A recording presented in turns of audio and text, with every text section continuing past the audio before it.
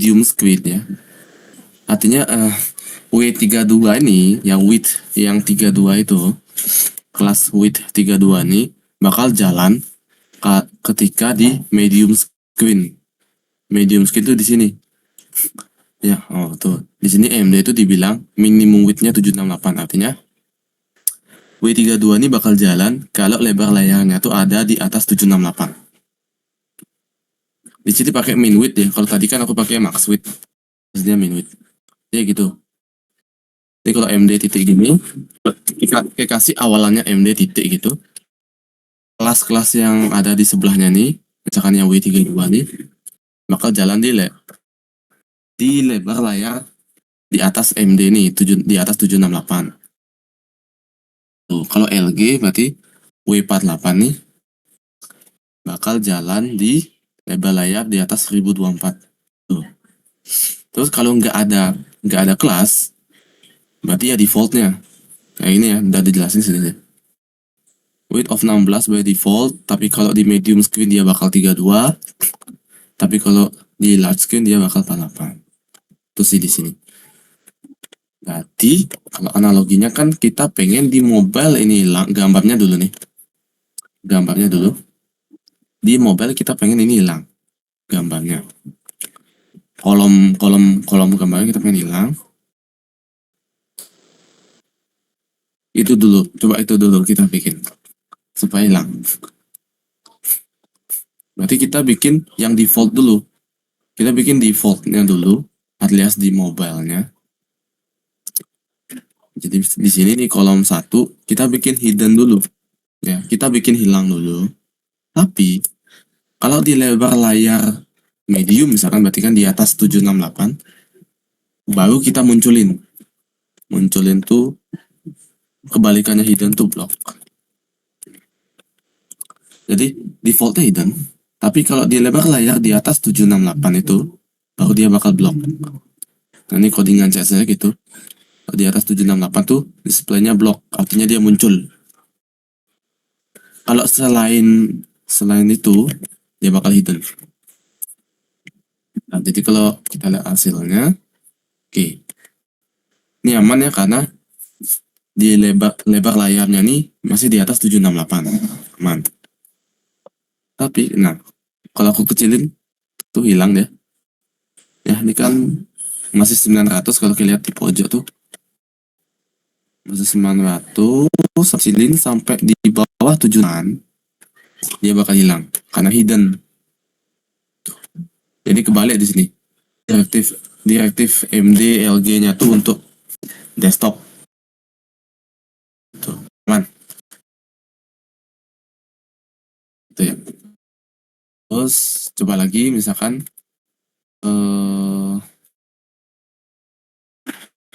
apa tuh namanya?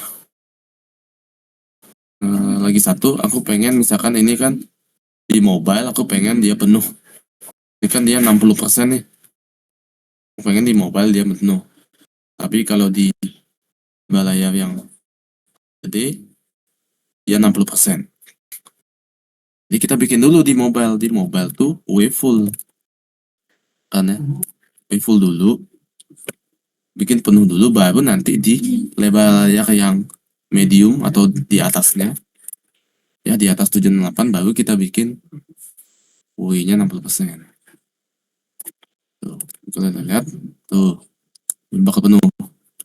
Dia bakal penuh 100%. Tapi kalau di atas 768 dia bakal 60% kolom kedua nih. Tuh. Aman? Itu jangan lagi. Jadi kita ngasih style untuk lebar layar tertentu. Contoh lagi satu deh. Aku pengen, ini kan masih kiri kanan nih. Apa ini kolom first name last name-nya. Aku pengen supaya dewet ke bawah. Caranya itu di sini aja kita bikin dulu, ini kan mulai balas setengah kolom first name last name-nya. Kita bikin supaya di mobile full. Di mobile full. Tapi di lebar layar yang besar kita kasih setengah.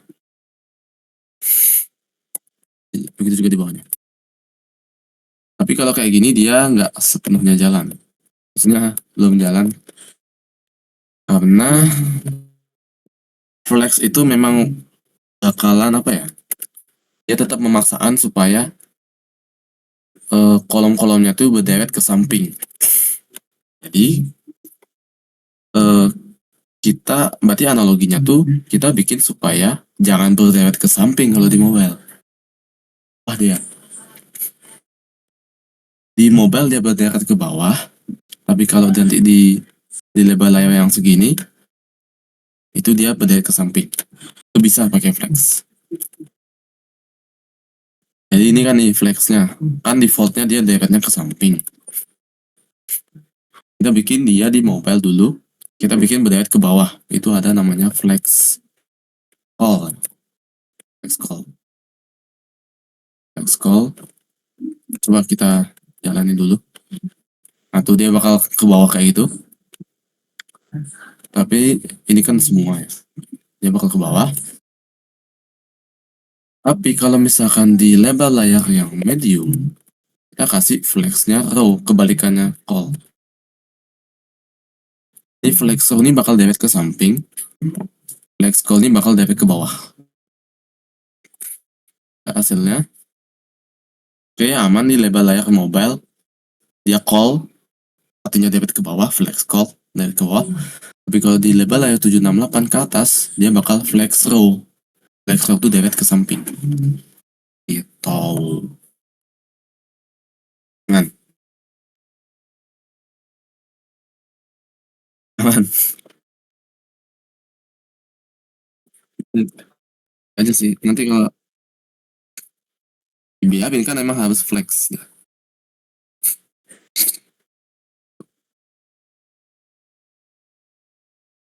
Sebenarnya bisa aja kalau kayak misalkan anak, ini kan pemikiranku ya, kalau pemikiranku aku pengen supaya dia deret ke bawah di mobile, kalau di desktop deret ke samping. Tapi kalau misalkan kita punya pemikiran lain, misalnya aku pengen ini tuh flex untuk desktop, tapi untuk mobile jangan flex gitu misalkan, boleh aja. Sama aja sih perilakunya. Tapi menurutku bagusan gini aja sih. Lebih enak. Soalnya kalau pakai flex itu ada, kita bisa akses gap nih loh. Ini yang enak. Gap tuh kan jarak pemisah antar kolomnya tuh. Jadi kalau di lebar layar mobile tuh, nih first name sama last name tuh ada jarak tuh di bawahnya nih. Kursor di kursorku nih. Karena ada gap. Begitu juga di desktop, ada jarak dia di sini. Gitu. Karena ada gap itu. Terus mendingan pakai diemin aja flexnya. Tapi ubah apa flow-nya, apakah dia call atau row, sesuai dengan lebar layar yang kita mau. Iya man?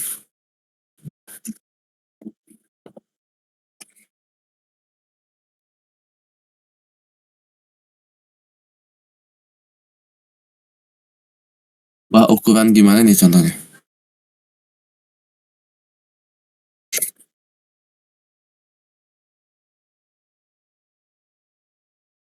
Hmm? Ya.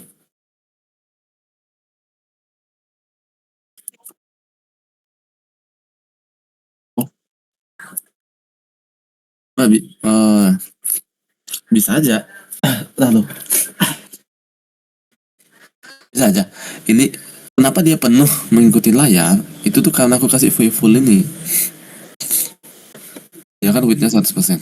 Oke, misalkan mau dia nggak full, ya ganti aja full ini. Ya kan kita pengen cuman berapa ya? Fix gitu, 400 pixel gitu misalkan. Misalnya aja. Atau berapa? 40%, 50%, serah. Nggak full misalnya gitu. Ya tinggal atur aja tuh. First name-nya cuman segitu kan, cuman 400 pixel segitu. Atau kalau misalkan kita pengen jadi 70%, itulah. Atur-atur aja sendiri. Intinya kelas yang ini, ya yang kublok ini, itu bakal jalan di mobile. Tapi kelas yang ini, yang W setengah, itu bakal jalan di lebar layar di atas 768. Itu aja. Tuh. Mana? Apa nanti kalau kayak mau nanya?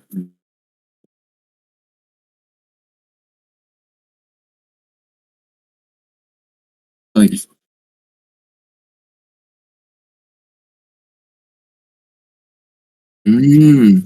Iya. Ada logo Google-nya nggak ya di sini? Di gambar? Begini aja, ekspor aja. Jadi SVG menurutku bagus. Karena di icon. Ekspor aja. Eh, apa ya? Aku nggak punya contoh logonya lagi. Atau aku ekspor aja nih.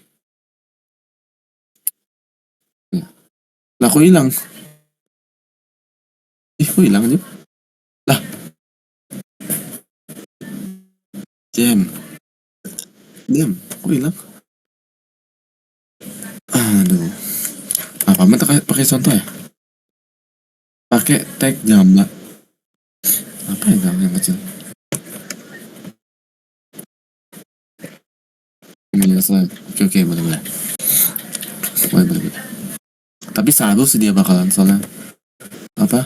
Kok ini tau gak? Taruh dia mana? Oh, latarnya biru, buttonnya itu kan juga gelap tuh. Ini nggak apa? Contoh doang. Button kedua nih ya, button yang kedua tuh kan login. Tapi siapa tuh? Login, login Bang, Google. Bang. Gitu ya? Oh iya benar dah. Astaga siapa ini? TBO. Ada Joan. Siapa Joan? Fadil, Fadil. Adil. Adil, oke. Bikin tugas apa, Pak? L. RPM. Lanjutin. Berarti kan di sini ada teks sama gambar. Aku enter aja biar gampang. Jadi aku punya gambar.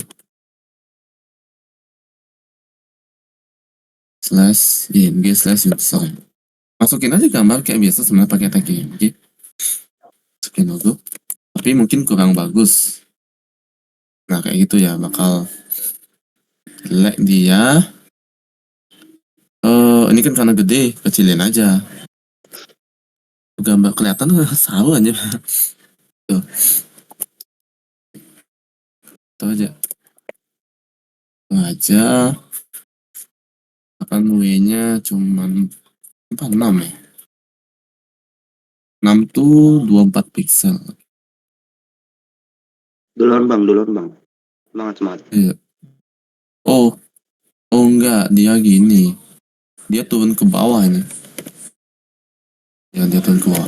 Nah, supaya dia dewet ke samping, ini kan dewet ke bawah, dia gambar sama teksnya. Supaya dewet ke samping, flex lagi. Gampang aja, flex aja. Bikin aja flex di sini. Flex, coba lihat dulu. Nah, udah kan dia gini. Dia bikin flex. Terus kalau bikin dia ke tengah, ada tuh. Kalau di materi flex kemarin tuh ada line-nya. Justify center. Justify content center. Kayak udah item center tuh ini apa ya? Sumbunya tuh? Sumbunya tuh secara gini. Kita contohin dulu deh. Lu justify center kan gini ya. Udah ke tengah kayak ini. Kalau yang align item center itu contoh gini. Misalkan gambarnya aku gedein dikit lah ya. Biar kelihatan. Oke, kan kayak gini. Nah, anggap kayak gini. Punya gambar sama teks flex. Tapi dia nempel ke atas kan ya. Ini gambar sama teksnya tuh nempel ke atas.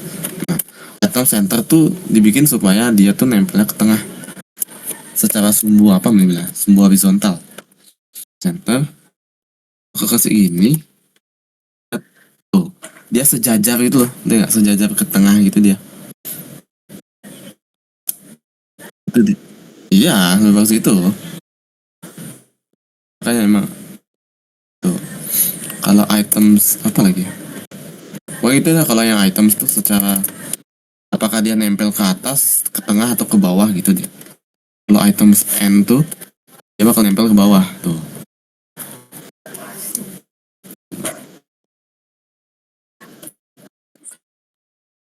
Dia memang bagusnya tuh item center supaya sejajar ke tengah.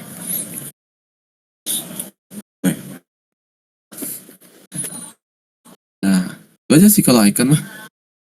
Paling supaya nggak mepet tuh teks sama gambarnya, kasih aja gap. Ada jarak pemisah kan tuh. Oh, tuh udah ada jarak. Tapi kegedean. Itu aja sih. Nah, mana?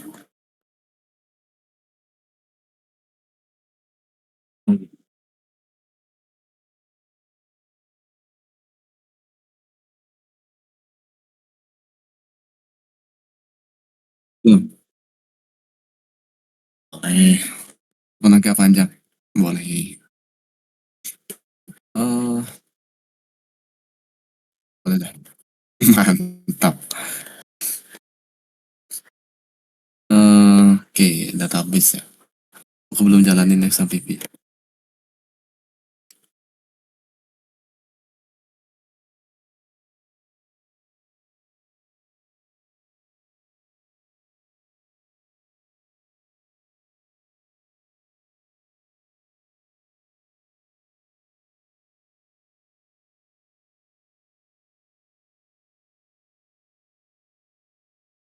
Hmm,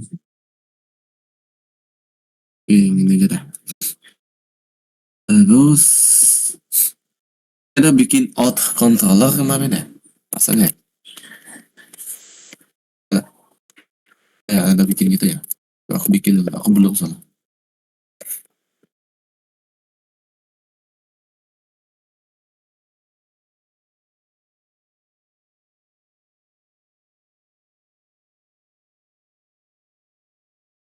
Bikin out controller, tar kita bikin di web dulu.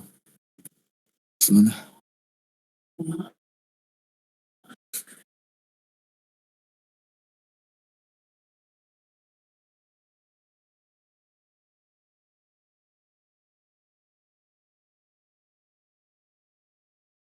Kita coba biar sama aku namain tesnya ini jadi register.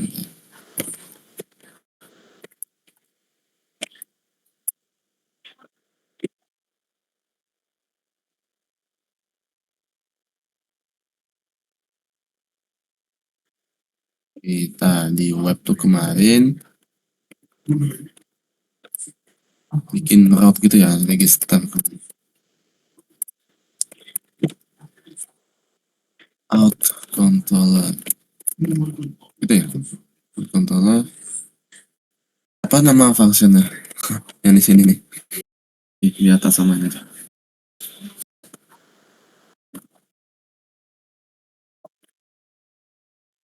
ya di web out web fixed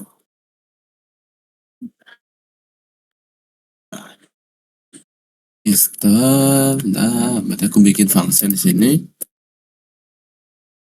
public function register.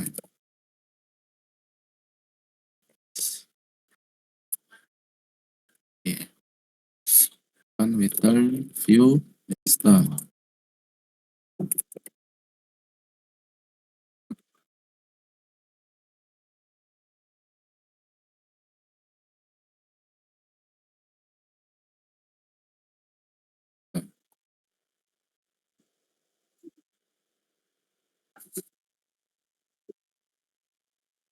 Oke, mana dia?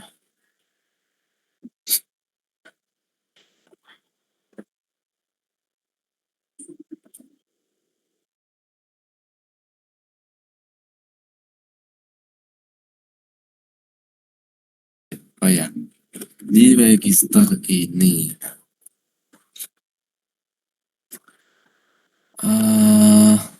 Oke, oke, kita pengen untuk ngeproses formnya ya. Ini kan sebuah form. Supaya formnya bisa diproses, itu kita bikin dia jadi tag form ya. Kita bikin dulu dia pembungkusnya itu jadi tag form. Semua input beserta buttonnya itu harus dibungkus ke dalam tag form. Jadi mungkin kita bisa kasih di sini aja lah ya. Di sini ini berarti kita jangan pakai div, kita pakainya form. Ini kan form ini sudah ya. Pokoknya div yang bisa mencakup semua input dan tombol. Div ya. Div utamanya ini kan udah mencakup semua itu. Jadi bisa di situ. Terus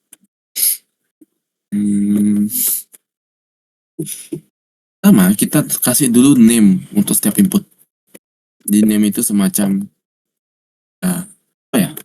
Ya nama inputannya itu nanti bakal ngaruh ke backend. Name-nya sesuai fieldnya aja, Misalkan sini first name. Waduh.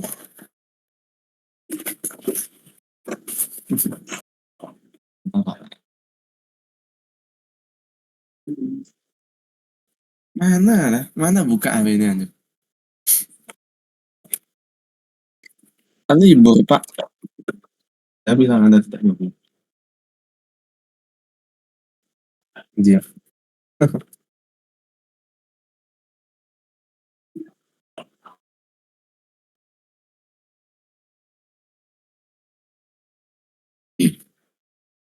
Form udah. Aku lupa sampai mana cok. Oh ya name ya. Name berarti ini last name. Kayak namain nama variabel aja pakai underscore gitu, jangan di spasi. Di name email, di name phone underscore number.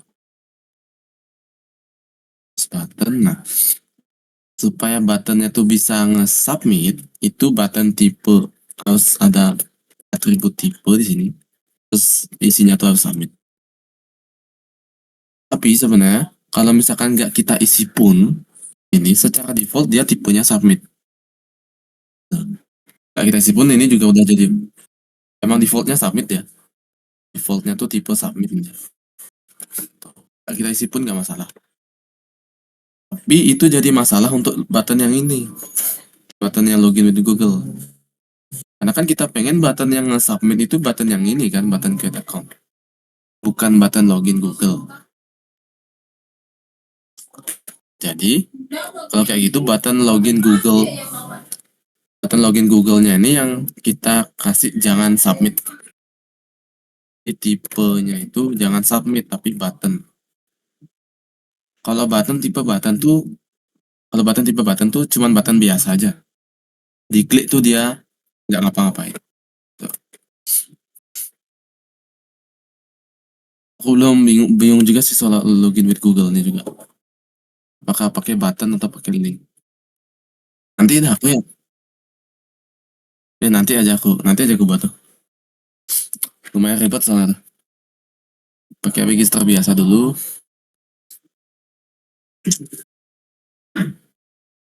Oke, nah kita udah punya button, kita udah punya input name-nya, kita udah punya form. Terus yang di formnya nih kita perlu kasih beberapa ini atribut. Pertama itu adalah action. Kedua itu adalah method. Nah, method ini tuh ada dua, get sama post. Bedanya itu, kalau misalkan aku kasih get dulu deh, defaultnya tuh metodenya get. Kalau nggak dikasih, nilainya tuh metodenya get. Actionnya ini, yaitu tuh kemana Kim mau proses formnya. Jadi ini tuh ya routingnya tuh mau kemana di proses formnya. Secara default, kalau misalkan Ki kosongin itu dia bakal ke halamannya sendiri. Jadi kalau misalkan ini berarti ada di halaman slash register.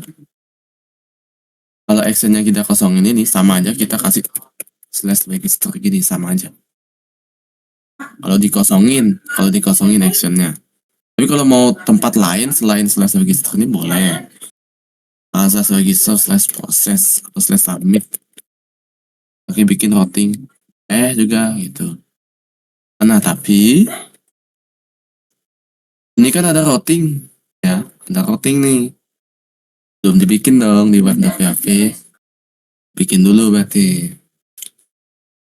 Bikin routing dulu di sini untuk ngeproses formnya. Di sini pun juga kalau kalian lihat di sini ada get. Nah, itu get itu tuh metodenya. Apakah dia get atau post? Jadi selain get itu ada post sebenarnya. Nanti dulu. Nanti bedanya get sama post. Kita coba dulu get yang ini. Tadi kita masukinnya tuh slash register slash submit. Jadi misalkan slash register slash submit gitu di sini kan. Terus prosesnya sama ya kayak di atasnya, kita pakai controller. Ya. Kita masukin di satu controller yang sama aja. Ya, karena sama-sama berkaitan dengan autentikasi ya. Namanya aja out controller. Out controller, tidak ada kelas. Nama metodenya baru beda. Nama functionnya. Misalkan apa ya? Submit account. Misalnya. Gitu. Berarti di out controller kita bikin dulu function. Jangan function itu, public function. Submit account. Ini. Di meja dulu kosongin. Aku mau ngasih tau dulu bedanya get sama post. Ini udah. Kita lihat hasilnya. Kita paste dulu. Ini. Aku masukin dulu Made, ya, email, number. Itu tuh emang karena di HTML tuh kayak ada autocomplete-nya gitu lah. Kalau sebelum-sebelumnya di website manapun, kalau di website lain itu ya, di website manapun kita pernah ngisi inputan yang name-nya sama dengan ini gitu, itu dia bakal muncul kayak gitu. Makanya name-nya email, ini kan aku masukin name email, pasti di luar sana di website manapun di luar sana ada yang inputnya name-nya email juga.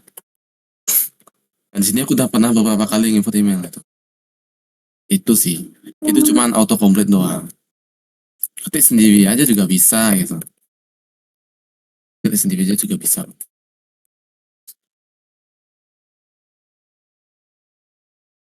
Ya, ada autocomplete-nya tuh sesuai yang pernah Ki masukin.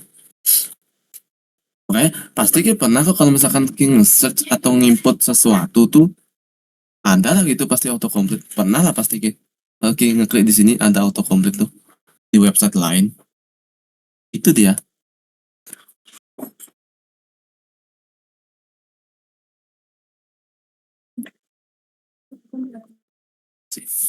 Makanya name-nya tuh penting.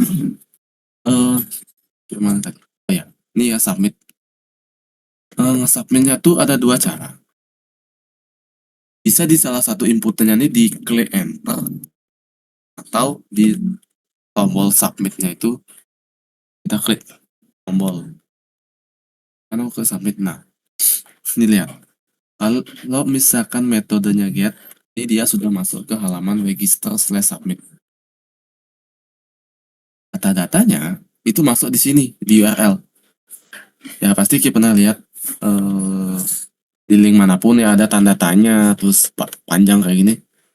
Itu tuh data form. Lihat ini ada first underscore name. Itu tuh name yang kita masukin tadi di input ya. First underscore name sama dengan itu isiannya tadi kita masukin ya, imade. Terus dan lanjut lagi last underscore name sama dengan Aditya. Itu yang input yang aku masukin tadi Aditya. Terus dan email sama dengan 524@gmail.com. Tuh. Dan phone numbernya tuh kosong gitu. Jadi get itu data-datanya itu masuk ke URL. Tuh get. Tapi kalau post itu dia datanya tersembunyi belakang intinya. Dia datanya tuh ada di belakang dan tersembunyi. Itu.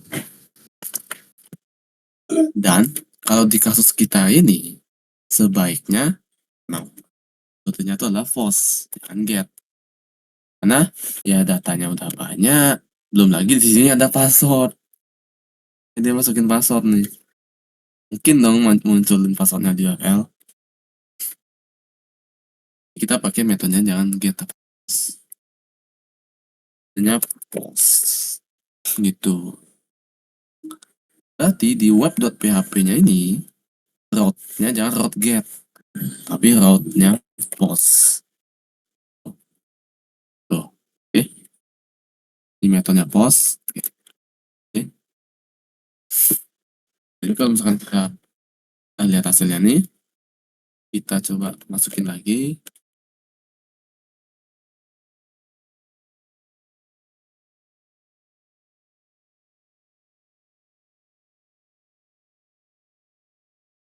Terus begitu submit, datanya nggak ada URL di URL. Tapi di sini ada 419, ada apa?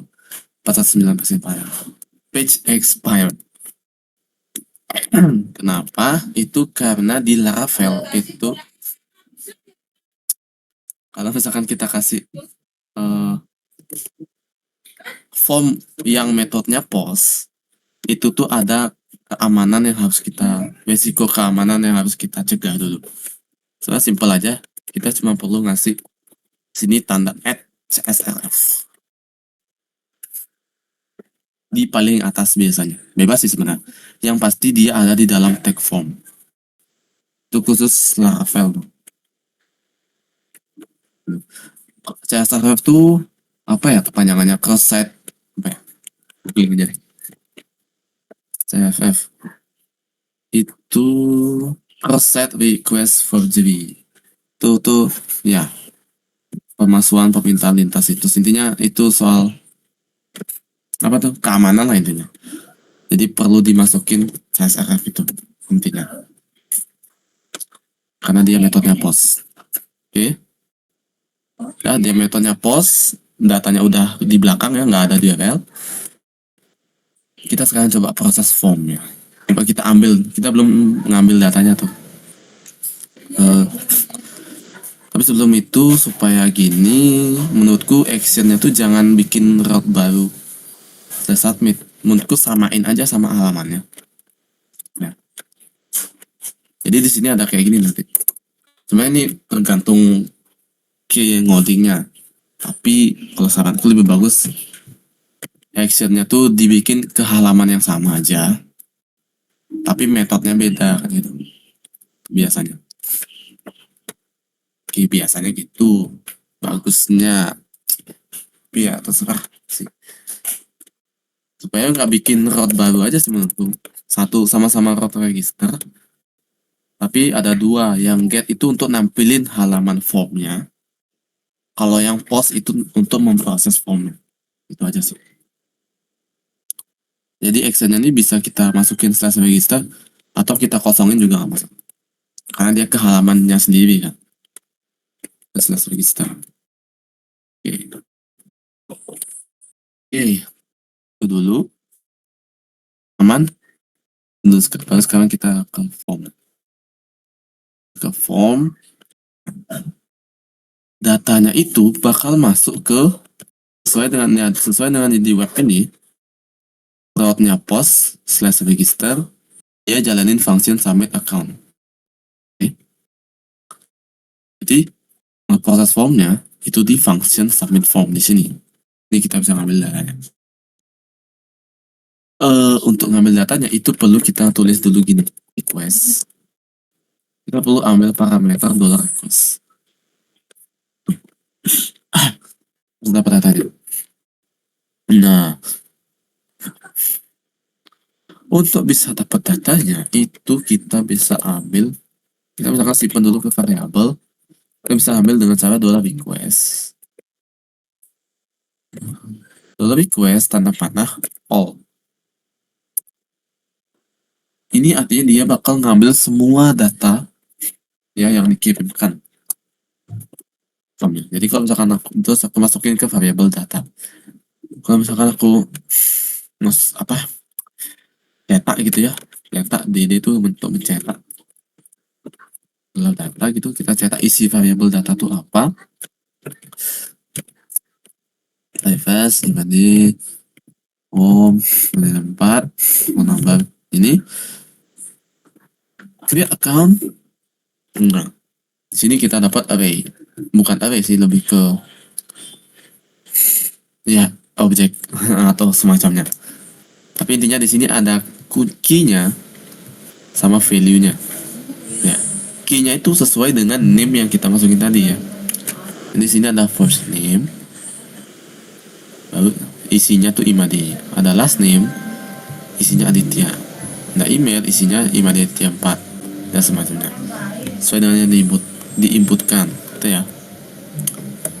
Nah, terus yang untuk token ini nggak usah pedulikan. Itu tuh yang kita masukin CSRF tadi tuh. Makanya ada token. Nggak usah dibeli. Oke, Anda kita dapat datanya untuk mengakses satu-satu misalkan, karena dia kalau di PHP itu namanya dia array asosiatif ya.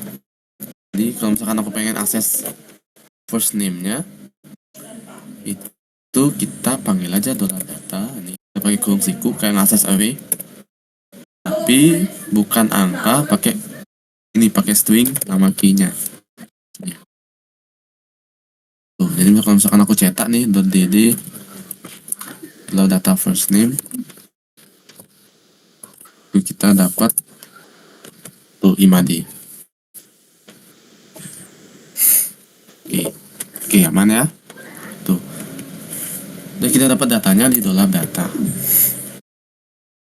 Dengan ini kita bisa registering akun. Cara register akun itu sama dengan kita nambah data baru ya, CRUD, kita create data baru di tabel user. So, kita butuh yang namanya model user. Ini model user. Ya, seperti aku bilang, satu model itu merujuk ke satu entitas, ke satu tabel. Jadi model user ini tuh mengarah ke tabel user. Jadi untuk bikin data baru di tabel user, panggil modelnya. So, ingat import dulu di atas nih. Titik 2 ya, create untuk nambah baru.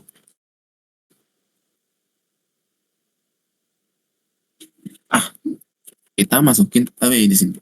Array supaya aku enter. Di sini itu kayak tadi ya, kayak array yang sebelumnya. Bentukannya tuh kayak gini. Ada key, terus tanda panah, ya tanda sama dengan ini tanda. Baru diikuti dengan value. Begitu juga untuk create, itu kita bikin array yang kayak gitu. Jadi di sini ada first name. Nah, yang key-nya ini itu disesuaikan dengan atribut atau kolom di database ya. Jadi coba aku buka dulu database ini. Apa sih isi tabelnya? Apa aja sih tabelnya? Aku lupa nih. First name. Oke, kita coba lihat.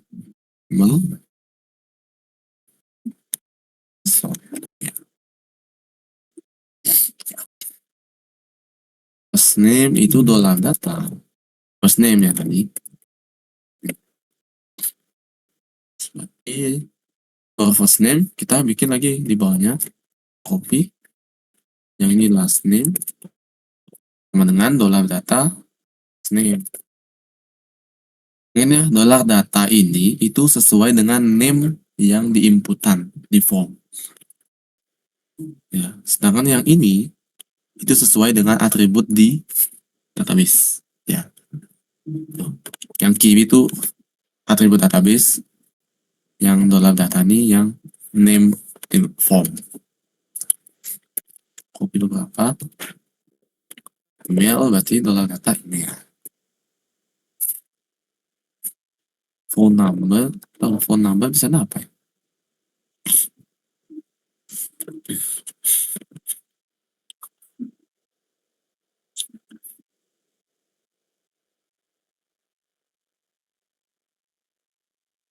Phone underscore number. Jadi phone underscore number ini adalah phone underscore number. Oke.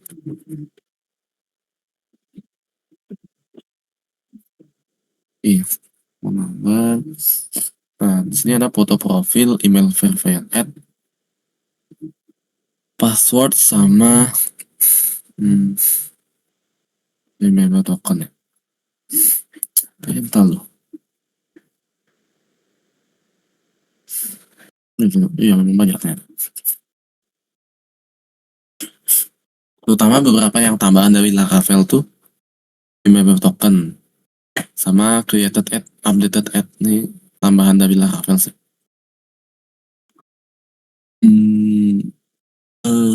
Apa lagi foto foto profil nih karena belum ada inputan, belum ada inputan gini. Kita kosongin ini. Gak ada gambar. Terus apa lagi? Password. Nah, di sini password tuh kita jangan masukin sembarangan data password ini enggak ya. Tahu.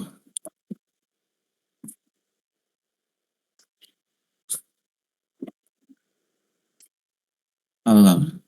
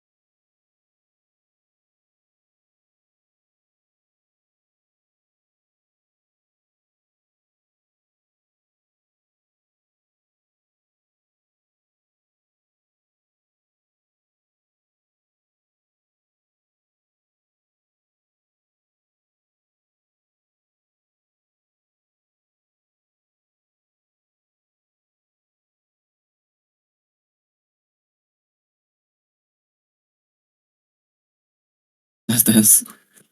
Sorry.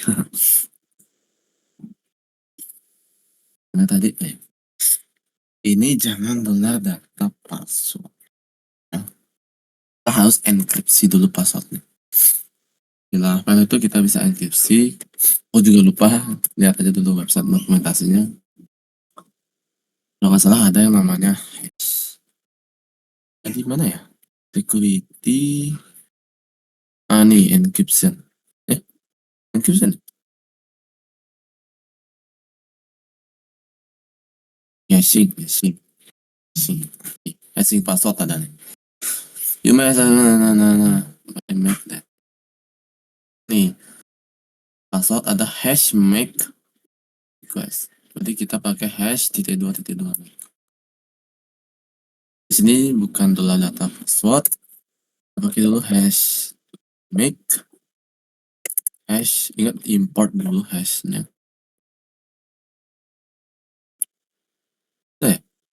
Oh ya tadi.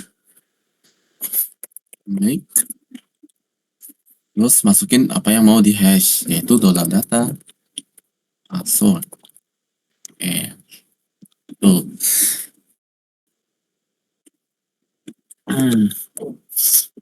Eh,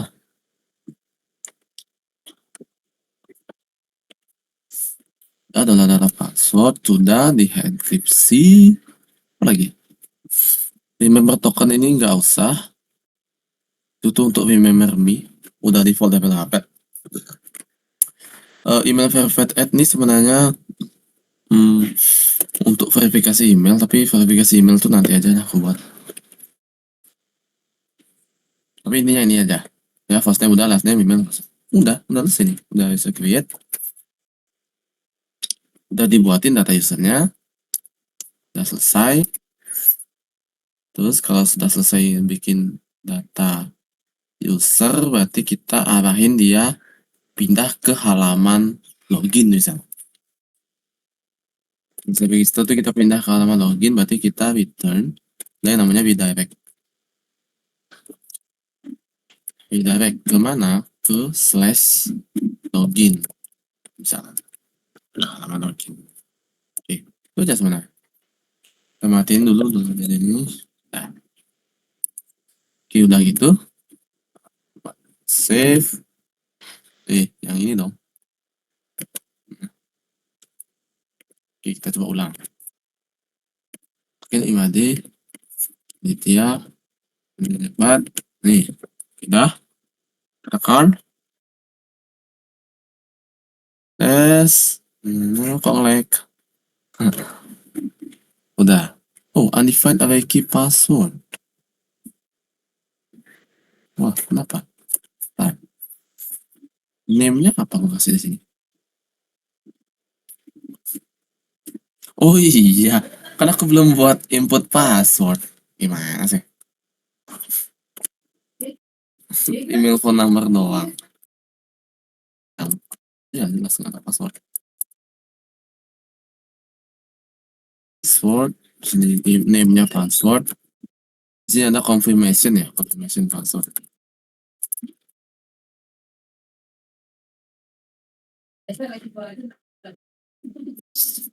Apa ya? Confirmation. Password. Underscore confirmation.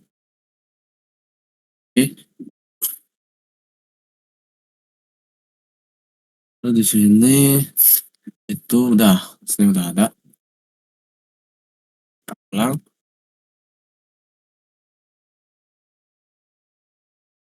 Perlu di face. Nanti ya email ini number password 123. Iya kok kelihatan passwordnya apa? Ini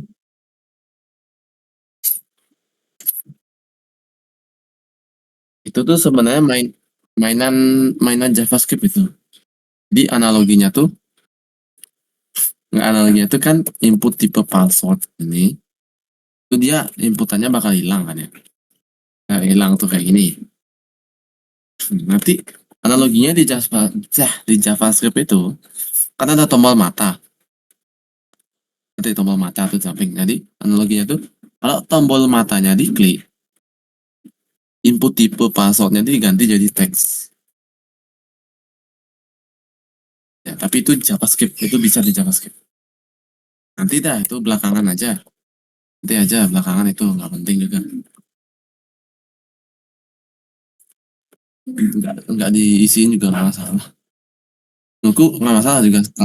Ya, ya soalnya secara apa ya, secara UX kan, UX nggak tahu. Kalau setauku kalau udah ada confirmation password itu nggak perlu ada tanda mata itu juga masalah. Sebenarnya tanda matanya tuh untuk memastikan benar nggak password yang dimasukin itu sesuai gitu. Tapi karena kita udah punya password sama confirmation password, udah memastikan bahwa password yang dimasukkan itu benar. Jadi nggak perlu tuh tanda mata. Jadi kalau misalkan udah punya tanda matanya tuh, nggak perlu ada confirmation password. Ini nggak usah lah. Nggak usah. Nah, hemat waktu nih. Ulang ya, input email, passwordnya 123, fill account,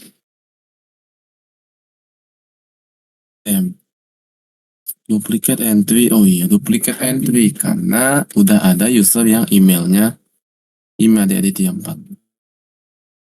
Hapus dulu di database. Waduh. Oh ya, tahu. Ya, ya, ya. Aku lupa jelasin ini. Aduh, kenapa nggak mau ya? Atau jangan pakai emailku, yang lain saja. Banyak nih ada ini. Atau jangan ya? Apa ini aja? Yang random. 23, ada 123.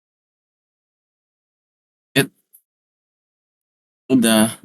Nah, iya nelfon, tapi dia sudah masuk ke halaman slash login. Nah, itu nelfon ya karena emang belum aku buat halaman loginnya. Dan kalau kita cek di database, login siapa yang bikin login? Oh, ya nanti aja. Yang pasti kalau kita lihat di database itu sudah masuk datanya. Weh, kok data first name last name-nya nggak masuk? Tapi emailnya yang lain masuk. Oh, wow, wow, wow. Telepon juga nggak masuk. Ada yang salah ini. Oh, I see. I know. Oh, tahu kenapa. Itu dia di model.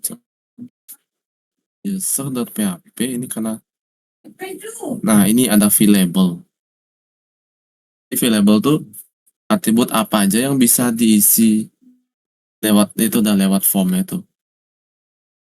Nah, kan itu proteksi sih, kayak memastikan ada beberapa atribut yang nggak boleh dimasukin lewat form itu. Kayak misalkan ID. ID itu seharusnya kan di generate langsung sama database-nya pakai angka gitu. Makanya itu. Jadi solusinya jangan pakai protected available nih. Nanti ubah di modelmu. Di itu dah di user.php itu ubah. Nih segini nih hapus segini nih. Kita ganti jadi protected bulan 200. Kebalikannya tapi available. Jadi kita memastikan bahwa ID itu tidak dimasukkan lewat form. Gitu. Karena ID itu di-generate dari database, bukan lewat form. Jadi selain ID itu boleh, itu intinya. Sudah, kita ulang dulu deh.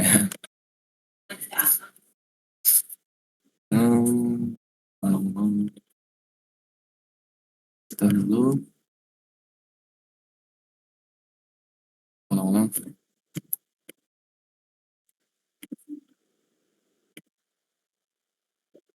Dulu dia. Oke. Wait. Sudah masuk ke halaman login.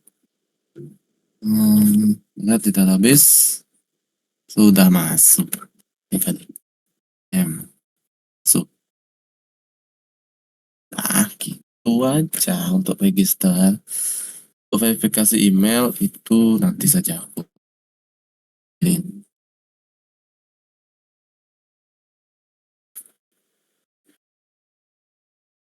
Iya, aman, register, dah. Oke. Oke, sedikit tambahan ya. Ini sebenarnya password sama confirmation password itu kan sebenarnya harus sama password sama confirmation passwordnya baru bisa jalan formnya kan. Ini belum aku tanganin sebenarnya. Aku jelasin tuh. Sebenarnya juga solusinya itu sebenarnya juga form-form yang lain itu perlu kita validasi. Contohnya nih kalau aku kosongin aja nih, di first name, password, confirmation, kosong itu jalan deh. Form submit itu jalan. Tuh error sampai error dia karena tuh udah kosong. Jalan dia. Itu perlu ya nak. Yes. Di sini tuh di formnya itu bisa kita kasih require. Di sini required itu di kategori required kayak gitu, atau sebenarnya ada cara lain. Tapi kalau kayak gini udah ada, nggak bisa gitu ya di submit itu otomatis. Tapi ada cara yang lebih mantap lewat Laravel. Soalnya ini tuh validasinya tuh lewat front end ya. Di sini doang di browser, bukan validasi di backend. Kita coba validasi di backend supaya sekalian validasi yang password sama confirmation password nih. Oke, masuk validasi dah. Di sini untuk bikin validasi kita nggak bikin $data request all kayak gini ya. Itu artinya kan kita ngambil semua data, kita validasi. Kita perlu validasi dulu. Caranya itu adalah $request, kita tanda panah, kita jalanin validate. Terus dia masukin array ya kayak yang di bawahnya nih, array yang ada key sama value-nya. Oke. Nah, ini nanti hasil validasinya itu kita masukin ke variable $data. Jadi $data ini bakal isi data-data yang sudah tervalidasi. Gitu. Oke. Data di sini yang key-nya ini kita masukin name sesuai dengan name-nya. Hapus name. Baru di sini kita masukin string rules validasinya. Ya. Misalkan untuk validasi supaya nggak kosong inputannya itu ada yang namanya required. Kalau kayak gini, udah aku coba isi kayak gitu, kita save, kita lihat hasilnya. Kalau aku kosongin first name-nya, oke, coba jangan kita hapus required yang di HTML ini. Hapus, kita validasi lewat backend. Nih, kalau kosongin, tuh dia bakal balik lagi ke halaman register. Ya, karena keblok, ya ada validasinya keblok. Nah, yang kerennya lagi, itu kita bisa munculin pesan errornya itu. Aku lupa di mana. Coba aku lupa gimana caranya. Mana ya? Ini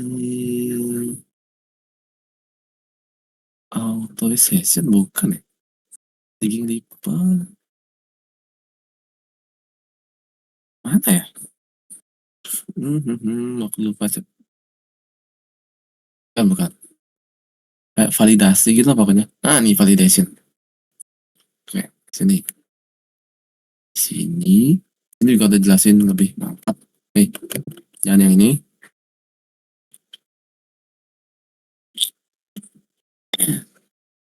Validation quick start.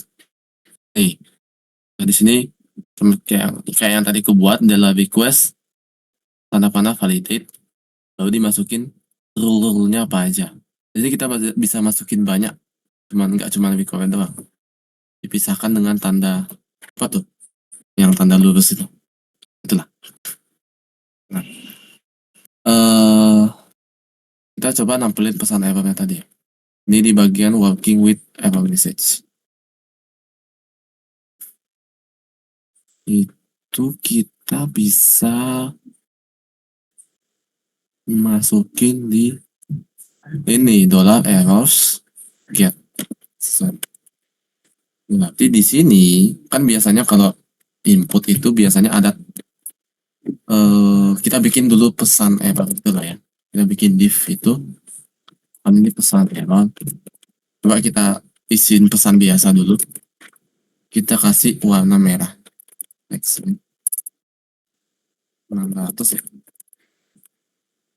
Terus di sini kita kasih jarak dikit MP2.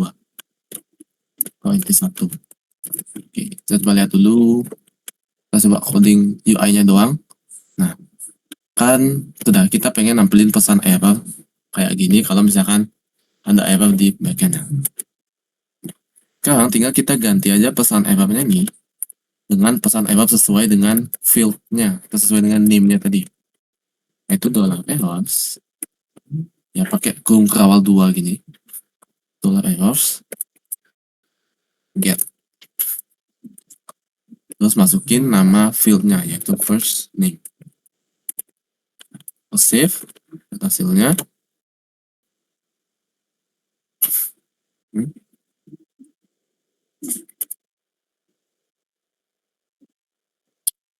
Bukan. Ada error. Oh, bukan ini. Apa ya? Ini displaying the validation errors. Bukan. Mana ya? Ada coba maksudnya tuh. Aku lupa maksudnya.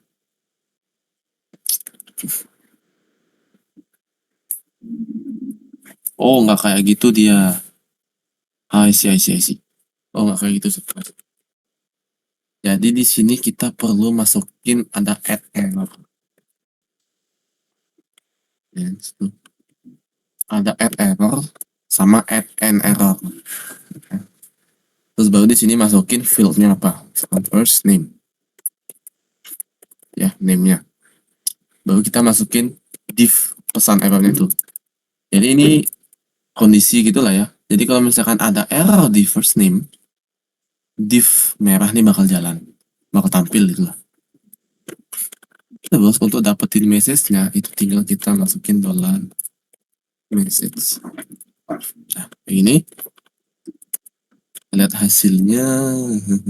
Oke, kita coba tes. Oke, ini coba aku kosongin, aku submit. Langsung ada pesan the first name field is required. Oh, tinggal ditambahin ini aja, add error sesuai namanya. Jadi kalau misalkan aku bikin untuk last name, berarti bikin yang last name ini.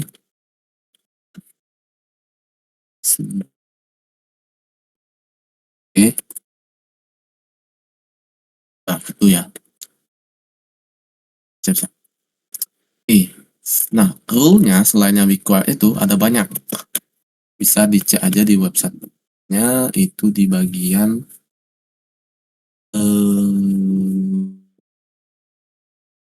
available validation rules. Banyak banget. Ada accepted if, active URL. Coba apa ya? Misalkan aku pengen namanya tuh ada minimal panjangnya, misalkan minimal karakter namanya tuh 4 karakter misalnya. Itu ada di mana ya? Min. Dan jadi masalah meaningful video. Oke, kita kasih min. Ini misalkan first name ini aku pengen kasih supaya minimal. Ya, jadi kalau misalkan mau nambahin rule baru itu pisahin dengan tanda lurus teh. Min titik 2 misalkan 3. Oke. Save. Itu juga gini yang lain ya. Nanti semua field semua inputan yang lain dikasih itu kasih apa validation ini nggak masalah. Udah berarti kan required ini kan pastikan bahwa inputannya tuh nggak kosong. Ini kalau kita mau nambah rules lagi boleh. Kan kayak ini tuh aku pengen nambahin dia nggak boleh kosong sama panjangnya minimal 3. Bisa dia. Jadi kalau misalkan kita lihat hasilnya, ini kalau kita create, tuh kedua-duanya udah first name, last name, sesuai. Kalau misalkan aku masukin namanya cuma 2 kata, 2 huruf, the first name field must be at least 3 karakter. tinggi. Bisa dicoba-coba aja lah nih, rules-nya banyak banget. Paling yang sering kepake tuh misalkan email. Pastikan bahwa inputannya tuh email. Tuh.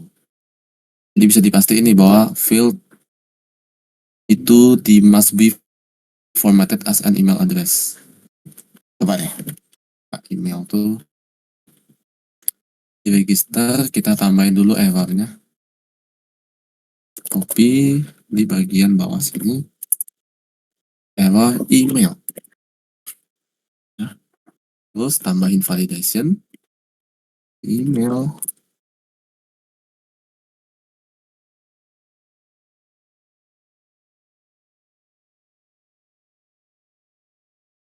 Email. Itu aku save. Udah coba. Sukses. Oke ya, requirednya jalan. Requirednya jalan. Kalau misalkan aku masukin email sembarang, bahkan sesembarang ini asd@asd, aku submit itu, mau aja lah, validasinya aneh. Udah, coba kita masukin sembarang aja yang bukan email kayak gini. Itu ya, the email field must be a valid email address. Mungkin iya, sama ada add ya, emang gitu.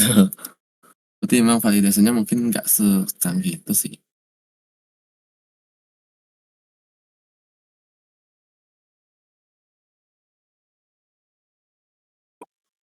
Itu sih. Oh ya, ini password sama confirmation password. Itu ada rules-nya juga di sini. Dibuatin. Tadi ada. Ada di confirmed. Confirmed. Jadi kalau misalkan ada the field under validation must be have a matching field of field underscore confirmation. Jadi misalkan fieldnya tuh password, berarti password itu harus sama dengan password underscore confirmation. Tuh. Coba. Misalkan di sini, makanya di sini aku namain password confirmationnya nih, name-nya tuh adalah password underscore confirmation. Iya, memang.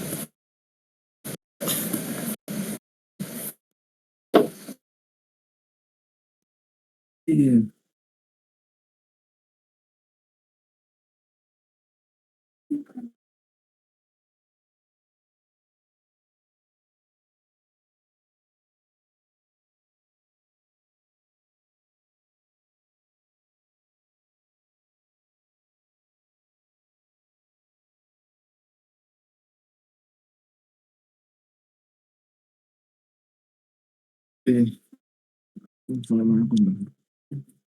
Oh iya, ini dia ada confirmed. Yang pasti dia harus diikuti dengan name-nya itu harus diikuti dengan underscore confirmation. Makanya di sini aku bikin tuh ada password di sini. Yang confirmation aku namain password underscore confirmation.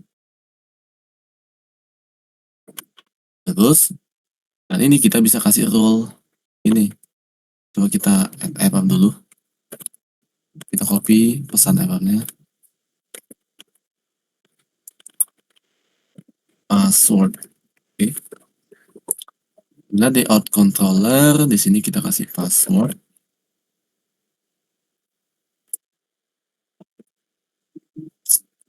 Required ya pasti. Terus dia confirm.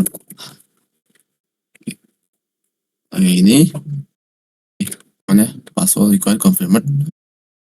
Jadi dia bakal validasi password ini harus sama dengan yang di password underscore confirmation. Kita lihat hasilnya. Lalu ini misalkan aku masukin password 123, ini 321. Yet the password field confirmation doesn't match. Oh, tuh jadinya.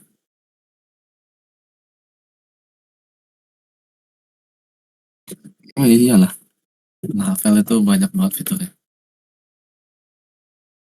Tuh sih. Pokoknya validasi lah. Pastikan itu divalidasi ya.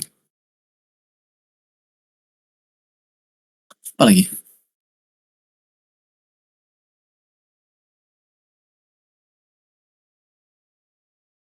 Oh iya, bikin dulu database namanya where it. Nah, kalau udah nanti jalanin PHP artisan migrate titik dua fresh minus minus seed di terminal, jalanin. Jadi dia bakal bikin bikin tabel-tabelnya beserta dengan isi-isinya. Ya,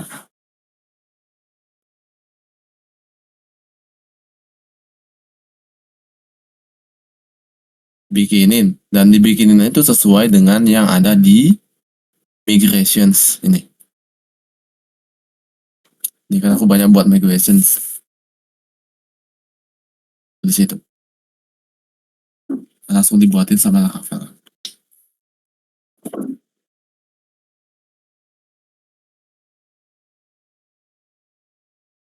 Ya.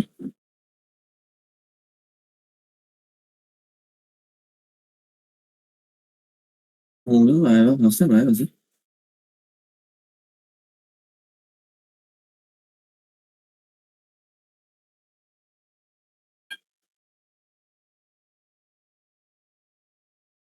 Apa lagi tuh?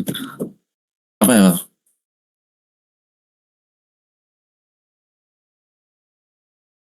Oke, stop dulu.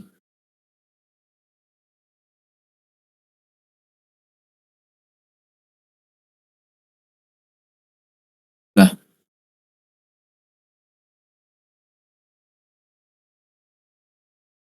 belum.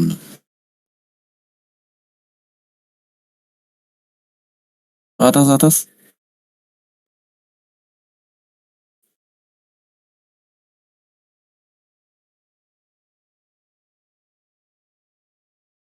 Apa yang nggak pernah aku temukan aja.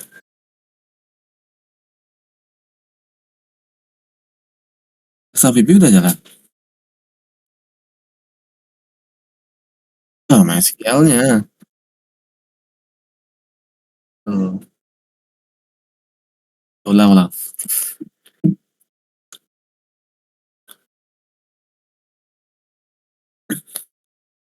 Ini dua fresh. Fresh.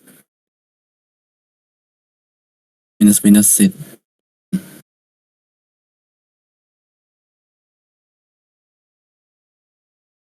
Udah. Oh, udah kok. Hmm.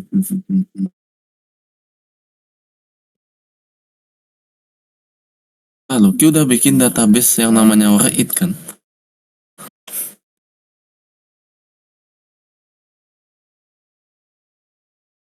Ulang, ulang, ulang. Oke, Write udah. Hmm, mana ya? Apa codingan lagi? Hmm, coba aku cari errornya apa tuh?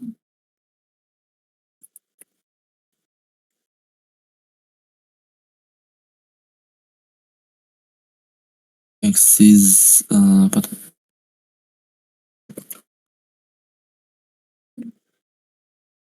Oh, mungkin karena tabelnya kosong deh. Itu kayak gitu jangan pakai titik dua fresh. Coba.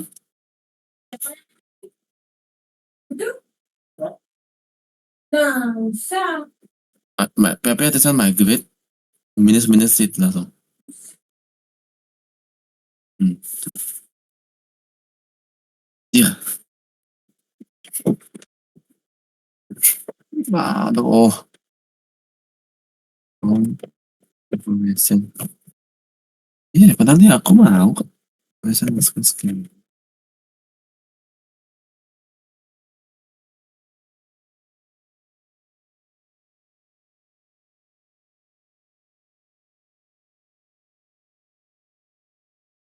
Oh, copy pesan lewatnya tuh yang cold not find driver.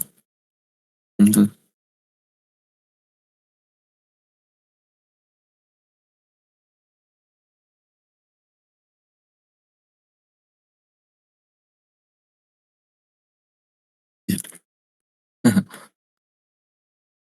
ya?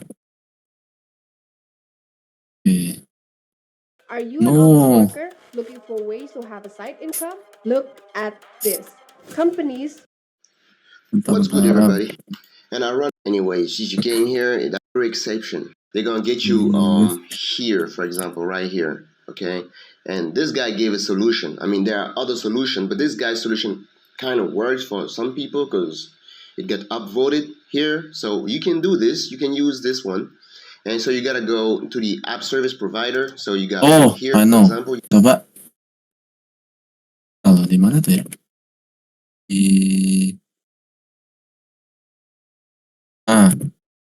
buka SMPP. Aja klik yang config apa aja tuh. Di apa aja klik yang config. Ya, nggak apa aja. Nah, terus klik PHP ini. Terus cari find aja. Cari extension sama dengan video.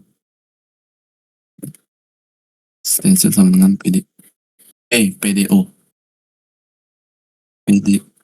Oh, ya, coba cari.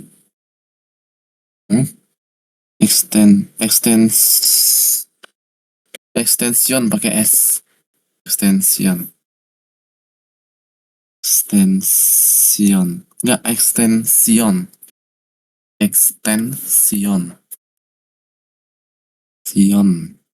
Ya. Sama dengan nah.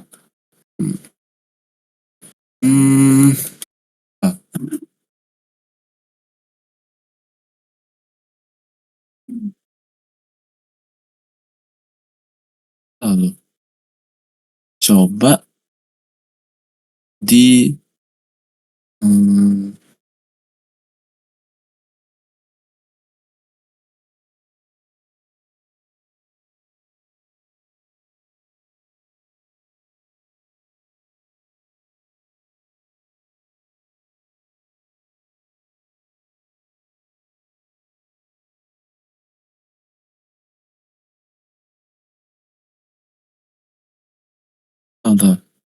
coba dikasih titik koma di depannya tuh. Ya, coba. Enggak, atau harus entar, nggak tahu, coba dulu. Save, coba jangan di close dulu. Save. Iya, save. Apa diamin dulu. Save. Coba itu udah jalanin ulang gitu ya. Kalau dia di terminal tuh.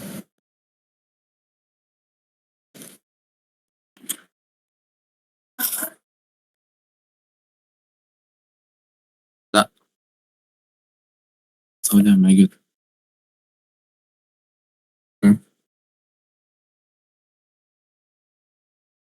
Mau. Balikin aja lagi ke yang di PHP ini tuh.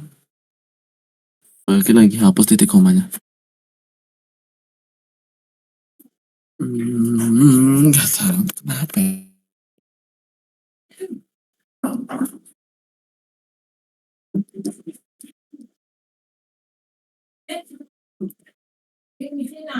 You go here and you go to app service provider.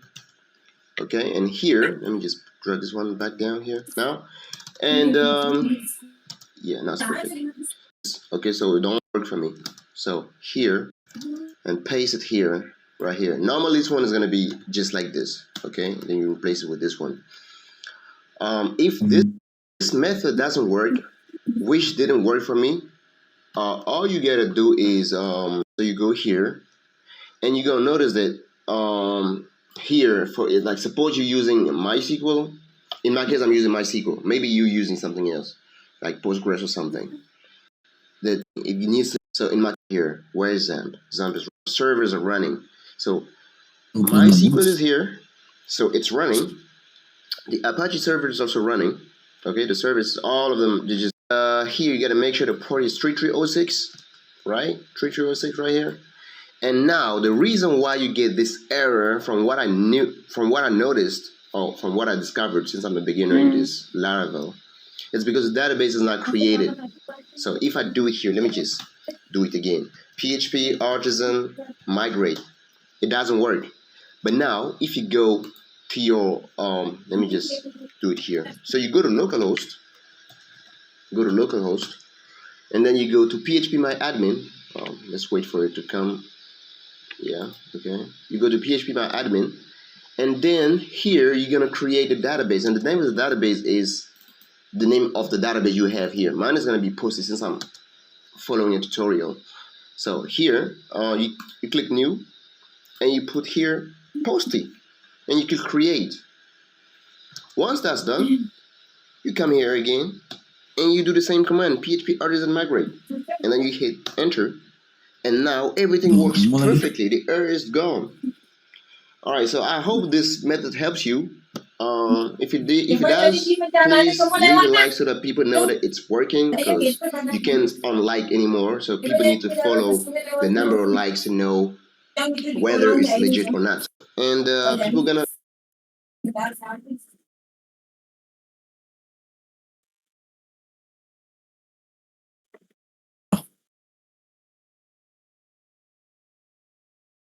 Oh, diubah. Iya. Iya. Oh iya, anjir. Coba Pak Minimas. Coba lihat di INV itu berapa portnya? Enggak. Oh, udah nih. Coba 3306. Nggak tahu ya. Harusnya sih nggak. Harusnya. Tapi nggak tahu dah. Iya, YP.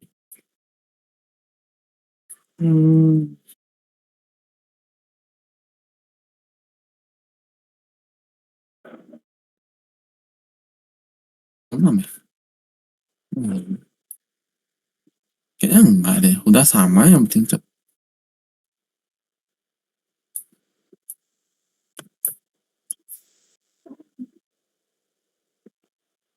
Sudo.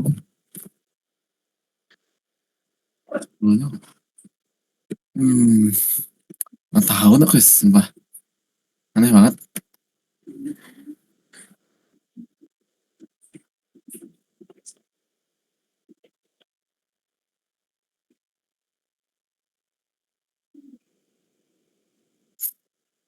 Soalnya ini guys, kayaknya aku nggak bisa lanjut lagi anjir.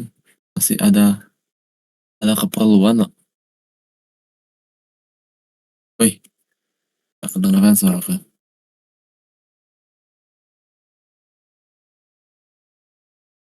Kenapa? Sorry.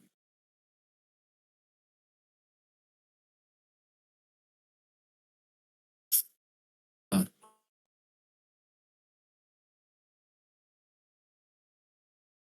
yang mana tuh? Iya, iya terus. Oh, phpMyAdmin. Apa PHP ini? Kok ke sana ya? Ke sana ya?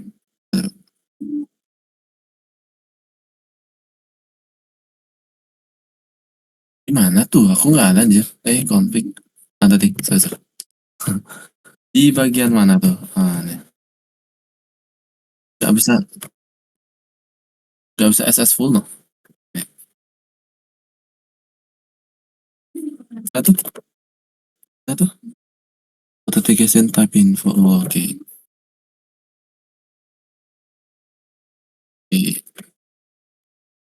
Oke. Sorry. Kok masih ada keperluan aja? Ya, website harus jadi hari ini, cok. Buat voting atau